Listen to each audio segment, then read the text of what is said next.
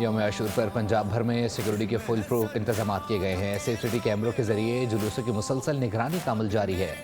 صوبائی وزیر اطلاعات اظہر بخاری کا کہنا ہے کہ سیکورٹی خدشات کے پیش نظر بعض مقامات پر موبائل فون سروس عارضی طور پر بند کی گئی ہے۔ اقدامات حفاظتی طور پر کیے گئے ہیں، جس کو محکمہ داخلہ پنجاب کی سفارش پر جو روٹس ہیں مختلف جہاں پر جلوس موجود ہیں وہاں پر جو ہے وہ موبائل سروس کو جو ہے وہ آف کیا گیا ہے، اور یہ صرف جلوس کے ایریے کے لیے جو ہے وہ مختص ہوگا۔